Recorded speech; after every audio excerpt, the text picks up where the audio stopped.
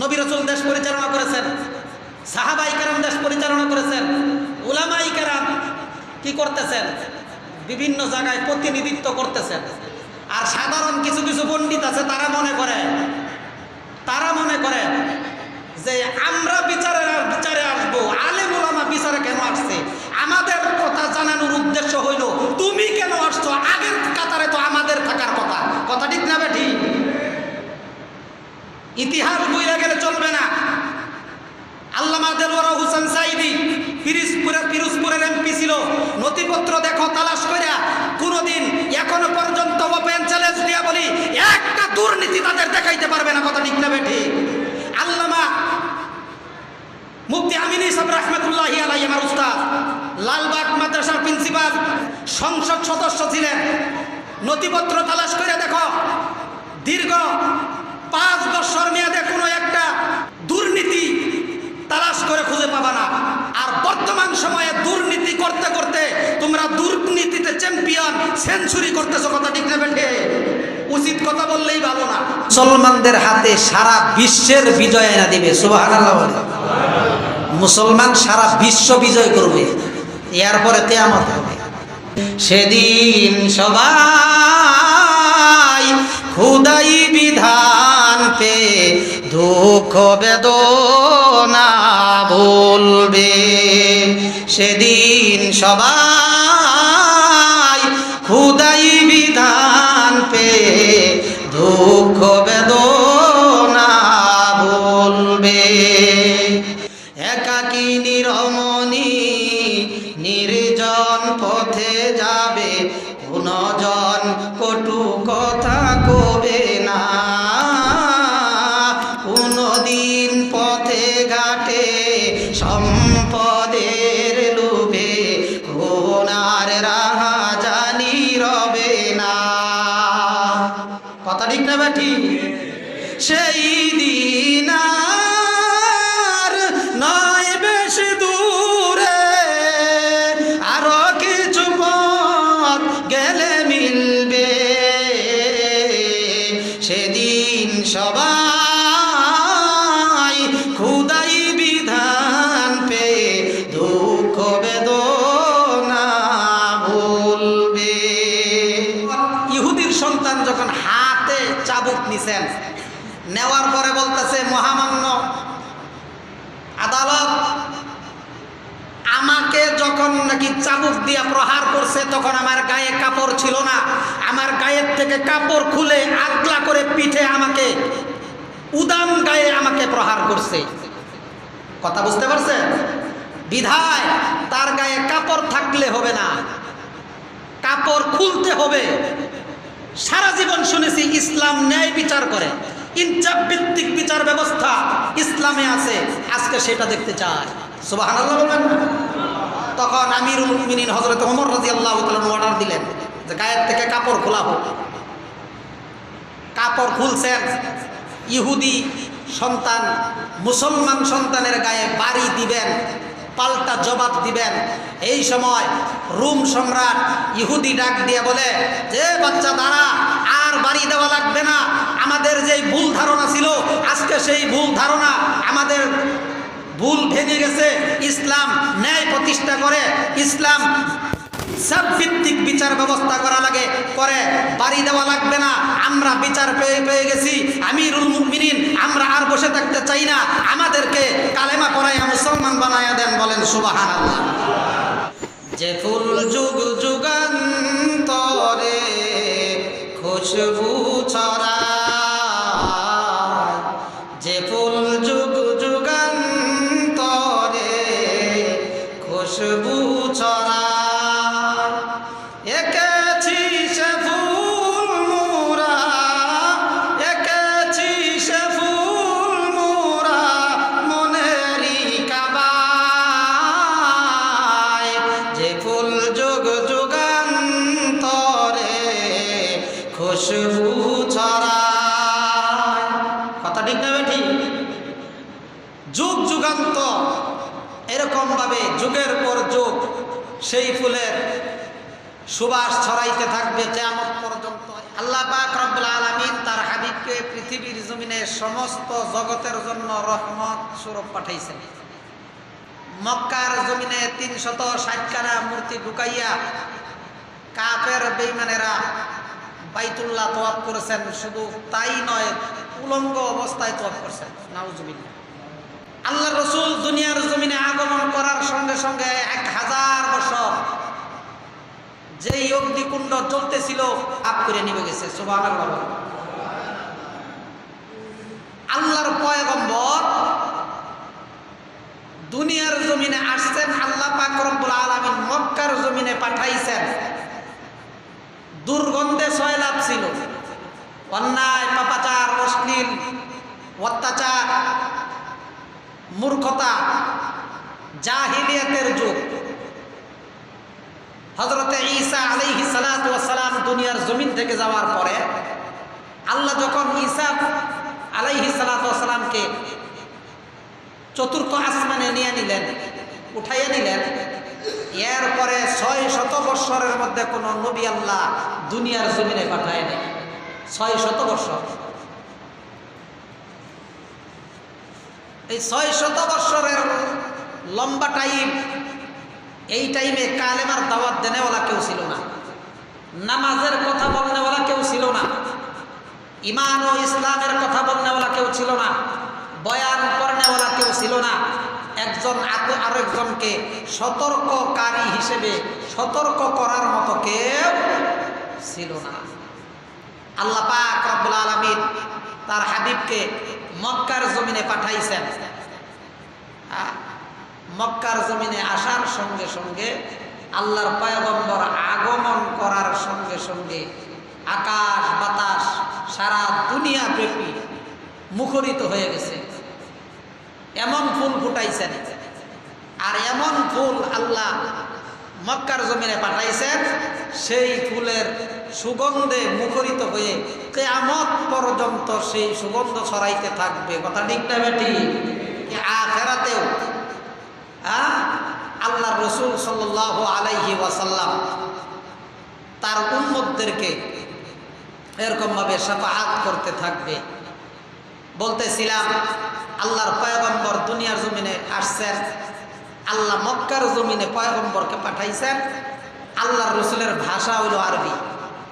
মক্কায় পাঠাইছেন, মক্কার ভাষা আরবি, কবরের ভাষা আরবি।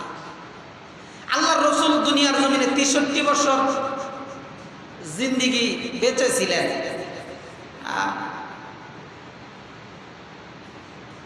মক্কার জমিনে এরকম ভাবে শাসন ক্ষমতায় ছিলেন, শাসক হিসেবে দেশ পরিচালনা করেছেন। আল্লাহর রসুল দুনিয়ার জমিন থেকে যাওয়ার পরে বিদায় হওয়ার পর হযরতে আবু বকর সিদ্দিক রাদিয়াল্লাহু তাআলা আনহুর কথা ওসিয়ত করে গেছেন। এরকম কিছু কিছু রওয়ায়াত পাওয়া যায়, কিন্তু বেশিরভাগই এরকম যে আল্লাহ রসুল দুনিয়ার জমিন থেকে যাওয়ার আগে কারো কথা বইলে যান না, আমার পরে স্থলাভিষিক্ত কে হবে সেই কথা বইলে যান নাই। আপনারা ইতিহাস শুনেছেন, আল্লাহ রসুল দুনিয়ার জমিন থেকে বিদায় হওয়ার পরে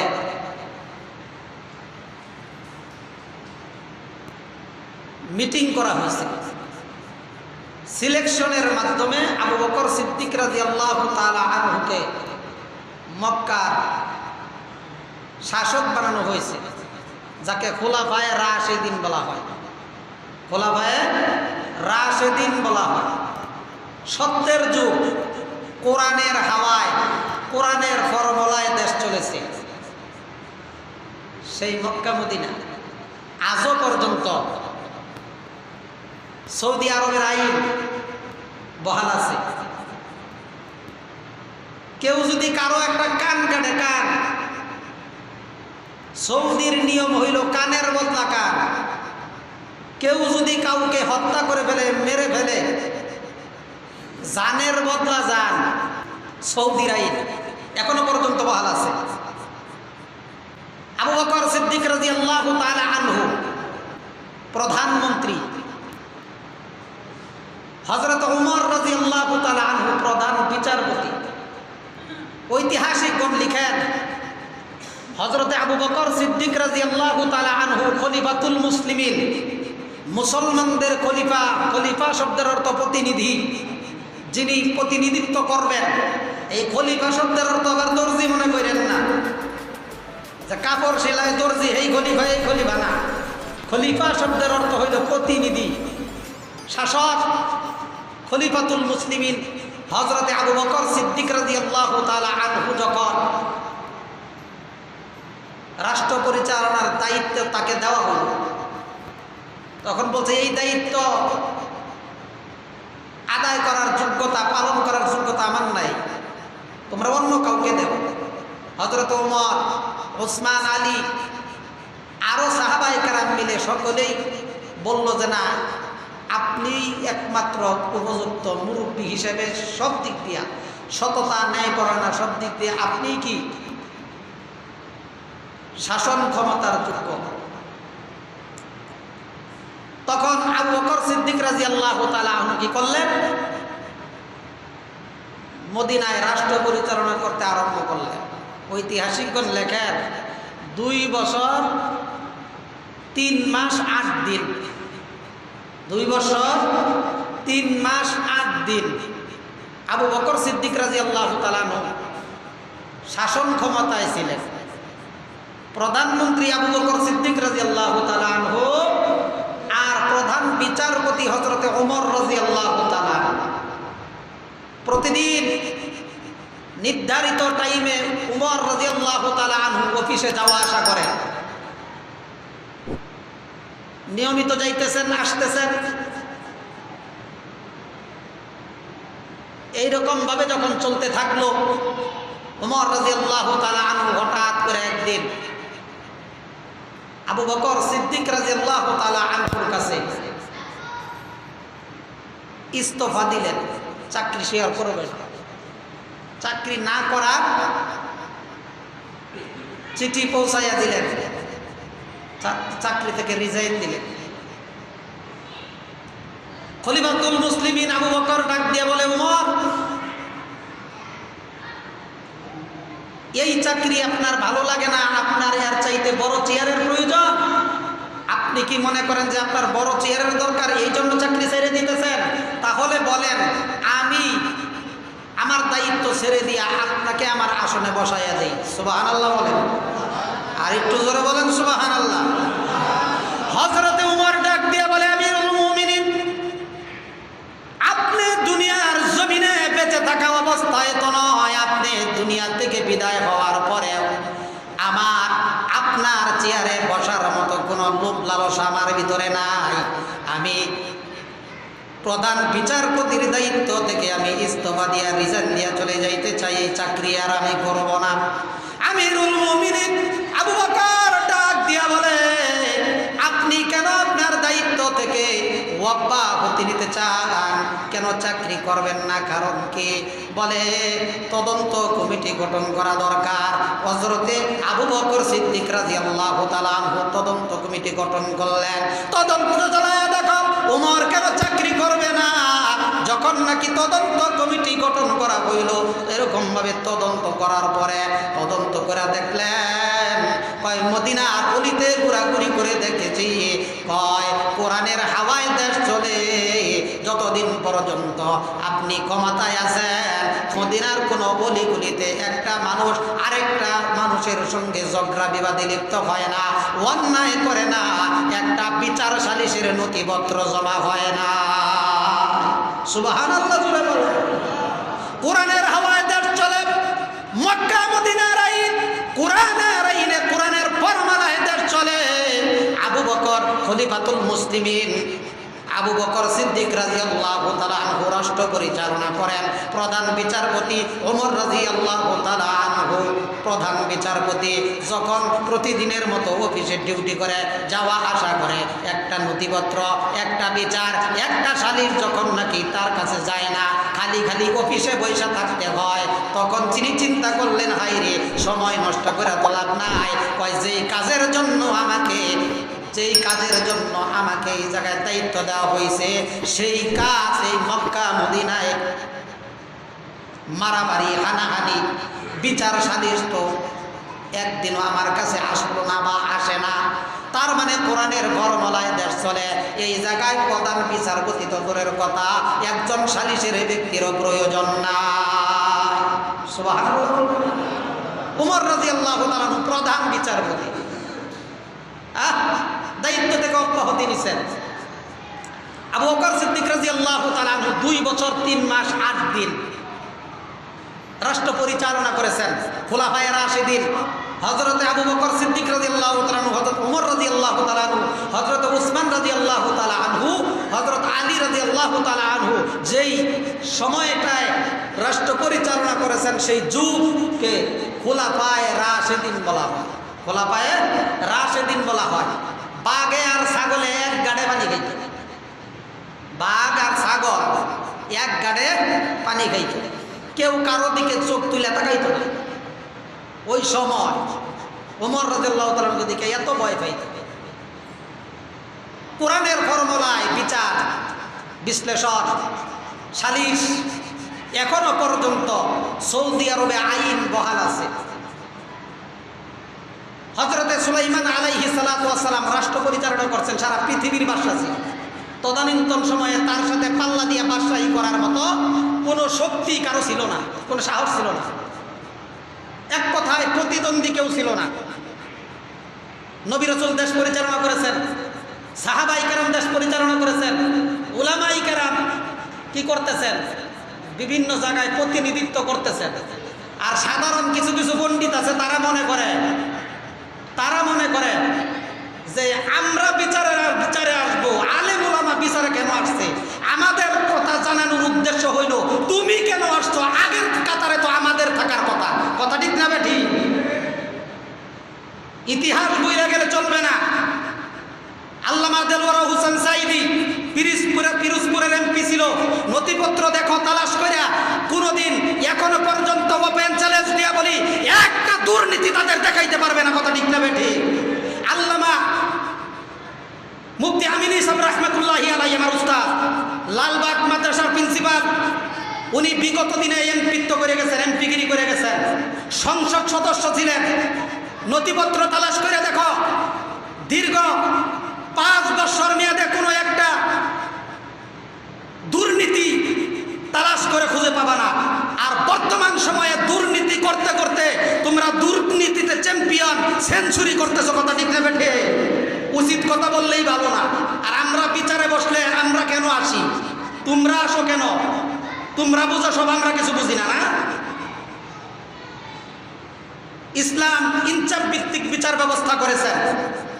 মুসলমানের জন্য যেরকম ইনসাফ ভিত্তিক বিচার ব্যবস্থা, ভাই ভাইয়ের ব্যাপারে ইনসাফ ভিত্তিক বিচার ব্যবস্থা, একজন ইহুদির ব্যাপারেও ইসলাম তার জায়গায় অটল। আল্লাহু আকবার। একজন মুসলমান সন্তান আর একজন ইহুদির সন্তান মুসলমানের গোড়া অগ্রসর হইয়া কেন গেল, ভালো করে বুঝেন। ইহুদির সন্তান মুসলমানের সন্তানের গোড়াকে পাশ কাটাইয়া কেন সামনে গেল, সেই জন্য তাকে দাঁড় করাইয়া মুসলমানের সন্তান ইহুদির সন্তানকে দাঁড় করাইয়া চাবুক দিয়ে ফিরাইছে। ফিরানোর ঘরে রোম সম্রাট আমিরুল মুমিনিনের কাছে চিঠি লিখছেন যে আপনার দরবারে একটা সালিশ আছে, আমরা আসতেছি। ঠিক আছে, আসেন। গণ্যমান্য ব্যক্তিত্ব আসলো, বিচার কার্য শুরু। তখন পক্ষ বিপক্ষ কথা শুনল যে ঘটনা কি? ঘটনা হইল যে মুসলমানের সন্তানের গোড়ার আগে ইহুদির সন্তানের গোড়া আগে চলে গেছে পাশ কাটাইয়া, এই জন্য সে তাকে কি করছেন, বেত্রাঘাত করছেন। ইহুদি মনে করছে যে মুসলমান রাষ্ট্র, মুসলমান প্রধানমন্ত্রী, মুসলমানে আমাকে আমার গায়ে আঘাত করছে, এই বিচার আমি সঠিক পাবো না, এরকম ধারণা করছে। কিন্তু মুসলমান ইসলাম ও ইমানের ক্ষেত্রে ইনসাফ ভিত্তিক বিচারের ব্যাপারে কোনো সন্দেহ নাই। হযরত ওমর রাদিয়াল্লাহু তাআলা আনহু বললেন, ঠিক আছে, বিচার কার্য আরম্ভ হোক। রোম সম্রাট ইহুদি সেখানে উপস্থিত। তখন ফয়সালা হইল যে ইহুদির সন্তানকে যেইভাবে চাবুক দিয়ে আঘাত করছে আগে ঘোড়া চলে যাওয়ার কারণে, ঠিক তেমনি ভাবে এই মুসলমানের সন্তানকে ইহুদি সন্তান তাকে চাবুক দিয়া আঘাত করবে। উত্তম ফয়সালা। তখন ইহুদির সন্তান যখন হাতে চাবুক নিছেন, নেওয়ার পরে বলতেছে, মহামান্য আদালত, আমাকে যখন নাকি চাবুক দিয়া প্রহার করছে তখন আমার গায়ে কাপড় ছিল না, আমার গায়ের থেকে কাপড় খুলে আগলা করে পিঠে আমাকে উদাম গায়ে আমাকে প্রহার করছে। কথা বুঝতে পারছেন? বিধায় তার গায়ে কাপড় থাকলে হবে না, কাপড় খুলতে হবে। সারা জীবন শুনেছি ইসলাম ন্যায় বিচার করে, ইনসাফ ভিত্তিক বিচার ব্যবস্থা ইসলামে আছে, আজকে সেটা দেখতে চাই। সুবহানাল্লাহ বলবেন না? তখন আমিরুল মুমিনিন হযরত ওমর রাদিয়াল্লাহু তাআলা অর্ডার দিলেন যে গায়ের থেকে কাপড় খোলা হোক। কাপড় খুলছেন। ইহুদি সন্তান মুসলমান সন্তানের গায়ে বাড়ি দিবেন, পাল্টা জবাব দিবেন। এই সময় রোম সম্রাট ইহুদি ডাক দিয়ে বলে, যে বাচ্চা দাঁড়া, আর বাড়ি দেওয়া লাগবে না। আমাদের যেই ভুল ধারণা ছিল, আজকে সেই ভুল ধারণা আমাদের ভুল ভেঙে গেছে। ইসলাম ন্যায় প্রতিষ্ঠা করে, ইসলাম সব ভিত্তিক বিচার ব্যবস্থা করা লাগে, করে বাড়ি দেওয়া লাগবে না। আমরা বিচার পেয়ে গেছি। আমিরুল মুমিনিন, আমরা আর বসে থাকতে চাই না, আমাদেরকে কালেমা পড়াইয়া মুসলমান বানাইয়া দেন। বলেন সুবহানাল্লাহ। ইনসাফ ন্যায় বিচার প্রতিষ্ঠা করে। শান্তি তালাশ করবেন, শান্তি কোনো জায়গায় যায় পাইবেন না। এই কোরআনের ছায়া তলে আসলে আপনি শান্তি পাইবেন, মসজিদে আসলে আপনি শান্তি পাইবেন। কোরআনের ফর্মুলায় যদি দেশ চলে তাহলে আপনি শান্তি পাইবেন। এখনো পর্যন্ত সৌদি আরবে আপনি মানেন না মানেন সেটা আপনার ব্যাপার, কিন্তু আইনের জায়গায় আছে। বিশ্বের যত মানুষ সৌদি যায় চাকরি করে, হজ করার জন্য না, চাকরি করে, চুরি করলে জায়গায় হাত কেটে দেয়। এক কথায়, যা যে যতটুকু অন্যায় করবে সেই অন্যায়ের সাজা কিন্তু সৌদিতে এখনো পর্যন্ত বহাল আছে। কিন্তু আমাদের সেই দিকে খেয়াল রাখা দরকার। বলতেছিলাম যে সারা বিশ্ব মুসলমান শাসন করবে, মুসলমানের হাতে এই বিজয় আসবে। এই জন্য ন্যায় ভিত্তিক, ইনসাফ ভিত্তিক বিচার ব্যবস্থা করা, এটাও এর ভিতরেও কল্যাণ রয়েছে, নেকি রয়েছে। আমরা যারা বিচার আচার করি, আমাদেরকে ইনসাফ ভিত্তিক বিচার ব্যবস্থা সমাজের ভিতরে কায়েম করার, আরো সুন্দরভাবে সমাজকে পরিচালনা করার তৌফিক দান করুক। সকলে বলে আমিন।